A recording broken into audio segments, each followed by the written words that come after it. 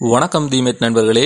இந்த பதிவில நாங்க பார்க்க போற தகவல் எதை பற்றியதென்றால், ஆப்பிள் பழங்களை சாப்பிடுவதனால் இறப்பு ஏற்படுமா என்றதை பற்றி தான் இந்த வீடியோல தெளிவா பார்க்க போறோம். வாங்க வீடியோவுக்குள்ள போகலாம். அந்த காலம் தொட்டு இந்த காலம் வரை ஆப்பிள் பழங்கள் என்றாலே ஒரு பிரச்சனைக்குரிய பழமா தான் இருக்குது. உதாரணமா பைபிளை பொறுத்த மட்டும் ஆதாம் ஏவாள் காலப்பகுதியில தொடங்கி இன்று வரை அந்த பிரச்சனை இருந்து கொண்டுதான் இருக்குது. நடுமரத்தின் கனியை சாப்பிடும் போது உன்ற கண்கள் திறக்கப்படும் என்று சாத்தான் சொன்னது உண்மையா, அல்லது அந்த நடுமரத்தின் கனி என்று இவங்க கருதுற ஆப்பிள சாப்பிடும் போது இவங்களோட கண்கள் மூடுபடும் என்பது உண்மையா என்றதை பார்ப்போம். உண்மையிலேயே ஆப்பிள் பழங்களை பொறுத்த மட்டும் மேற்குலக நாடுகள்ல பொதுவா கூடுதலா விளையக்கூடிய ஒரு பழ வகையா இது காணப்படுது. இது கூடுதலான சத்துக்கள் நிறைஞ்ச ஒரு பழமாகவும் இருக்குது. எந்த ஒரு சின்ன பிள்ளைட்டையும் நீங்க பிடிச்சி உங்களுக்கு என்ன பழம் உங்களுக்கு விருப்பம் என்று கேட்பீங்களா இருந்தால் அந்த சின்ன பிள்ளை சொல்ற ஒரு விடயம் ஆப்பிள் பழம் விருப்பம் என்று தான் சொல்லும். அவ்வளவு தூரத்துக்கு உலகளாவிய ரீதியில எல்லோராலையும் விரும்பப்படுற ஒரு பழமா ஆப்பிள் காணப்படுது. சாதாரணமா ஒரு குழந்தைக்கு ஆங்கிலம் கற்பிக்க வெளிக்கூற காலப்பகுதியில ஆங்கிலத்தின் முதல் எழுத்தான ஏ என்பதையே நம்மளுடைய ஆசிரியர்கள் ஏ ஃபார் ஆப்பிள் என்றுதான் அடையாளப்படுத்துறாங்க. அந்த தூரத்துக்கு ஆப்பிள் பழத்தின் செல்வாக்கு உலகளாவிய ரீதியில பரந்து காணப்படுது. இப்படி மக்களால விரும்பப்படுற ஒரு பழம், அழகான ஒரு பழம், உண்மையிலேயே அது ஒரு சயனைட்டு என்றால் உங்களால நம்ப முடியுமா? ஆம் நண்பர்களே, ஆப்பிள் பழத்துல, அதாவது ஆப்பிள் பழத்தின் சதையில அல்ல விதைகளில சயனைட்டு என்று சொல்லப்படுற ஒரு முக்கியமான நஞ்சு காணப்படுது. இது நேரடியாகவே சயனைட்டா அந்த விதைகள்ல காணப்படாது. அமிக்டலின் என்று சொல்லப்படுற ஒரு கொம்போனண்டாக தான் இந்த சயனைட் காணப்படுது. இந்த ஆப்பிள் விதைகள்ல காணப்படுற சயனைட்டை பொறுத்த மட்டும் இத நீங்க எதிர்ச்சியாக விழுங்கிடுவீங்களா இருந்தால் உண்மையிலேயே இது கூடுதலான அளவுக்கு சமிபாடு அடையாது. ஆகவே இது உணவு கால்வாய் தொகுதியினூடாக வெளியேற்றப்பட்டு மலத்தினூடாக முழு விதைகளாகவே வெளியேறிவிடும். ஆனால் இந்த விதைகளை நீங்க கடித்து மென்று உண்ணும் போதுதான் பிரச்சனை உருவாகுது. அதாவது இதுல இருக்கிற அமிக்டலின் என்று சொல்ற இந்த வேதியியல் பதார்த்தம் உடல்ல காணப்படுற சில அனுசப செயற்பாடுகளுக்கு உட்பட்டு சயனைட்டாக மாற்றப்படுகிறது. இந்த ஆப்பிள் பழங்களின் விதைகள்ல காணப்படுற சயனைட்டுகள் அளவு மிக மிக குறைவா காணப்பட்டாலும் ஒரு குறிப்பிட்ட அளவுக்குரிய ஆப்பிள் விதைகளை ஒரு மனிதன் சாப்பிடுவாரா இருந்தால் உண்மையிலேயே அவருக்கு இறப்பு வரக்கூடிய சந்தர்ப்பங்கள் காணப்படுது. அப்படி இறப்பு வார அளவு குறைவா இருந்தாலும் இவங்களுக்கு கட்டாயம் தலை சுத்தோ, வாந்தி, கொமட்டல் போன்ற இந்த உணவு கால்வாய் தொகுதியினோடு காணப்படுற சில உடல் பிரச்சனைகள் இவங்களுக்கு உருவாகலாம். ஆனால் உண்மையிலேயே ஒரு குறிப்பிட்ட அளவு டோஸை விட கூட இவங்க இந்த ஆப்பிள் விதைகளை சாப்பிடுவாங்களா இருந்தால் சில வேளைகளில் இறப்பு வரக்கூடிய சந்தர்ப்பங்களும் காணப்படுது. வாங்க ஒரு கணக்கினூடாக நிறுவுவோம். ஒரு நபர் எத்தனை ஆப்பிள் பழங்களை சாப்பிடும் போது அவருக்கு இப்படி இறப்பு வரக்கூடிய தன்மை காணப்படுதுன்னு பார்ப்போம். உண்மையிலேயே 100% இதை சரியா கணிப்பிட முடியாட்டியும் இயலுமானவரை வழுக்களை குறைத்து இந்த பெருமானங்களை கண்டுபிடிப்போம். ஏனென்றால் ஒவ்வொரு ஆப்பிள் பழத்துல காணப்படுற விதைகளின் அளவும் வித்தியாசப்படும். அதே போல ஒவ்வொரு விதைகள காணப்படுற இந்த சயனைட்டின் அளவும் வித்தியாசப்படும். ஆகவே சராசரியான ஒரு பெருமானங்களை கொண்டுதான் இந்த கணக்கை நாங்க செய்ய போறோம். சாதாரணமாக உலர்வா காணப்படுற 1 கிராம் ஆப்பிள் விதைகளை நீங்க எடுத்துக்கொண்டீங்களா இருந்தால் அதுல 0.6 மில்லிகிராம் சயனைட்டு காணப்படுகிறது. அதாவது சொல்ல போனால் 1 கிராம் என்றால் 1000 மில்லிகிராமா இருக்கும். அதாவது ஆப்பிள் விதைகளின் 1000 மில்லிகிராம உலர் நிறைய நீங்க எடுப்பீங்களா இருந்தால் அந்த 1000 மில்லிகிராம்ல 0.6 மில்லிகிராம் சயனைட் காணப்படுது. சராசரியா ஒரு ஆப்பிள் விதையின் நிறைய பாப்பீங்களா இருந்தால் இது 0.7 கிராமா காணப்படுது. அதாவது 1 கிராமிலும் பார்க்க குறைவு.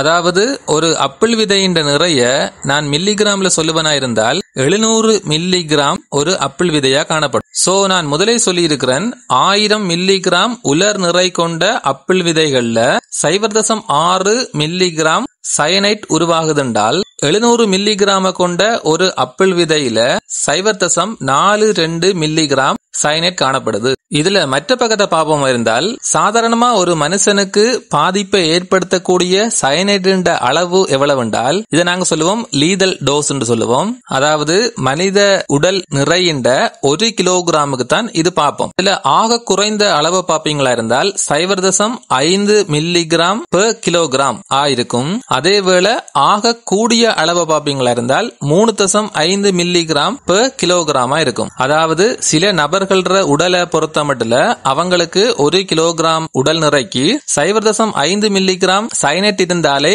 அந்த விஷத்தன்மையை ஏற்படுத்தக்கூடிய நிலை காணப்படும். அதேவேளை சில நபர்களுக்கு 1 கிலோகிராம் உடல் நிறைக்கு 3.5 மில்லிகிராம் சயனைட் அளவு காணப்படும் போதுதான் அவங்களுக்கு இந்த இறப்பு நேரிடக்கூடிய சந்தர்ப்பங்கள் காணப்படும். ஆகவே நான் இதில் இருக்கிறதுலேயே ஆக குறைந்த அளவை வச்சு கொண்டுதான் நான் கணக்கு செய்ய போறேன். அதாவது 1 கிலோகிராமுக்கு 0.5 மில்லிகிராம் சயனைட் வரும்போதே இந்த நபருக்கு இறப்பு ஏற்படுமா இருந்தால் அந்த நேரத்துல எத்தனை விதைகளை இவர் சாப்பிட்டு இருப்பாரு என்றதை பற்றி தான் இந்த கணக்கு போக போகுது. இதுல நான் உதாரணமா ஒரு 70 கிலோகிராம் மனிதன் எடுப்பனா இருந்தால் 1 கிலோகிராம் உடல் நிறைக்கு இவருக்கு 0.5 மில்லிகிராம் சயனைட் இருந்தால் இவரை கொல்லக்கூடியது என்றால் 70 கிலோகிராம் நபருக்கு 35 மில்லிகிராம் சயனைட் தேவை. அதாவது 0.5 மில்லிகிராம் பெர் கிலோகிராம் தர 70 கிலோகிராம் நாங்க பெருக்கும் போது 35 மில்லிகிராம் சயனைட் தேவையா இருக்கும். அதேவேளை ஆக கூடிய அளவு சயனைட் தேவையான நபர்களுக்கு பார்ப்போமா இருந்தால் அதாவது 3.5 மில்லிகிராம் பெர் கிலோகிராம் அடிப்படையில ஒரு நபருக்கு அவரை கொல்லக்கூடிய சயனைட் அளவை பார்ப்போமா இருந்தால் அவரையும் நான் கருதி கொள்றேன். 70 கிலோகிராம் இருக்கிற ஒரு நபரா கருதும் போது 70 கிலோகிராம் தர 3.5 மில்லிகிராம் பெர் கிலோகிராமால பெருக்கும் போது அவருக்கு 245 மில்லிகிராம் சயனைட் தேவை அவரை கொல்லுவதற்கு. ஆகவே இதுல இந்த நபர் ஒன்று எடுப்பனா இருந்தால் அதாவது ஆக குறைஞ்ச அளவு சயனைட் தேவையான நபர் எடுப்பனா இருந்தால் நமக்கு தெரியும் ஒரு விதையில முதலே கணிச்சு வச்சிருக்கிறோம் 0.42 மில்லிகிராம் சயனைட் காணப்படுது என்றால் இவரை இறப்பின் அளவுக்கு கொண்டு செல்லக்கூடிய சயனைட் அளவு 35 மில்லிகிராமா காணப்பட்டது. ஆகவே 35 மில்லிகிராம நாம 0.42 மில்லிகிராம் அதாவது ஒரு விதையில காணப்படுற சயனைட் அளவால பிரிக்கும் போது இது 83 விதைகள் தேவையா இருக்கு. அதாவது 83 விதைகள் காணப்படும் போதுதான் இந்த 35 மில்லிகிராம் சயனைட் இந்த நபருக்கு கிடைக்குது.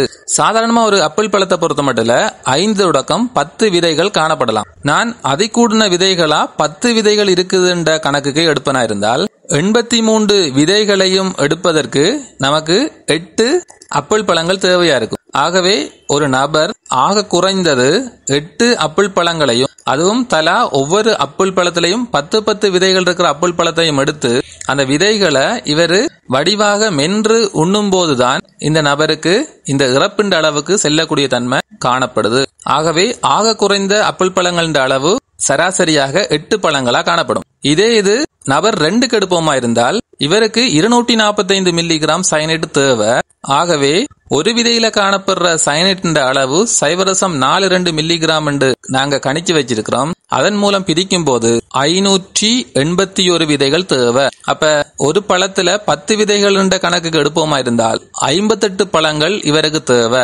அதாவது 58 பழங்களையும் இவர் ஒரு குறிப்பிட்ட நேரத்திலேயே வடிவா அந்த விதைகளோட சேர்த்து மென்று உண்ண வேண்டும். ஏனென்றால் விதைகள்ல தான் இந்த சயனைட் காணப்படுது. அப்படி சாப்பிடும் போதுதான் இவர் இறப்புண்ட அளவுக்கு போவார். ஆகவே சாதாரணமா யோசிச்சு பாருங்க நண்பர்களே, 8 தொடக்கம் 58 பழங்களுக்கு இடையில் இருக்கிற பழ எண்ணிக்கையில இந்த நபர்கள் ஆப்பிள் பழத்தை அதுவும் விதையுடன் சேர்த்து மென்று சாப்பிடும் போதுதான் அது அவங்களுக்கு உடல் ரீதியில ஒரு பிரச்சனையை உருவாக்கும். கூடுதலா இது அந்த நபரை இறப்புண்ட அளவுக்கு இட்டு செல்லாவிட்டாலும் இதில் காணப்படுற சயனைட்டுகள் அவர இந்த உணவு கால்வாய் தொகுதியில் வரக்கூடிய சில உபாதைகளை ஏற்படுத்தக்கூடிய தன்மை காணப்படுது.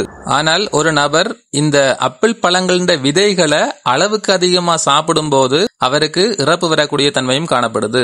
ஆகவே நண்பர்களே, இயலுமானவரை ஆப்பிள் பழங்களின் விதைகளை சாப்பிடுறத கொஞ்சம் தவிர்த்து கொள்ளுங்க. உண்மையிலேயே ஆப்பிள் பழம் நிறைய சத்துக்கள் நிறைஞ்ச பழமா தான் இருக்கு. அதுல சதைகள்ல நிறைய அளவு சத்துக்கள் பொதிந்து காணப்படுது. சதைகளை வடிவா சாப்பிடுங்க.